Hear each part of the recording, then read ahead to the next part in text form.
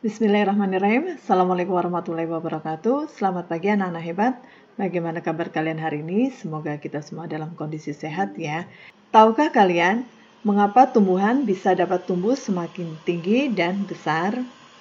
Hal tersebut terjadi karena pada sel tumbuhan aktif untuk membelah diri. Masih ingat kan? Video kemarin kita sudah membahas tentang sel. Nah, sel-sel tersebut akan berkumpul dalam jumlah yang banyak dengan bentuk, fungsi, dan sifat yang sama membentuk sebuah jaringan. Lantas apa sih yang dimaksud dengan jaringan? Yuk kita kepoin. Jaringan tumbuhan merupakan gabungan sel yang mempunyai bentuk, struktur, dan fungsi yang sama. Berdasarkan tipe dan fungsinya, jaringan pada tumbuhan itu dibagi menjadi dua, yaitu jaringan meristem dan yang kedua adalah jaringan dewasa. Jaringan meristem adalah jaringan yang aktif membelah dan belum mengalami diferensiasi. Jaringan ini berfungsi untuk melakukan pembelahan sel, sehingga menyebabkan pertambahan panjang pada akar, daun, dan ruas batang. Yang kedua adalah jaringan dewasa.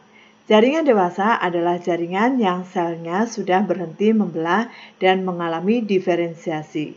Jaringan dewasa ini terdiri dari jaringan epidermis, jaringan parenkim, jaringan penyokong, dan jaringan pengangkut.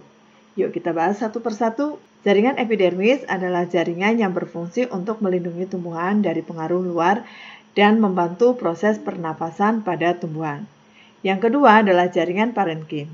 Jaringan parenkim berfungsi untuk melakukan fotosintesis, menyimpan cadangan makanan dan air sebagai alat transportasi, dan menutup luka pada tumbuhan.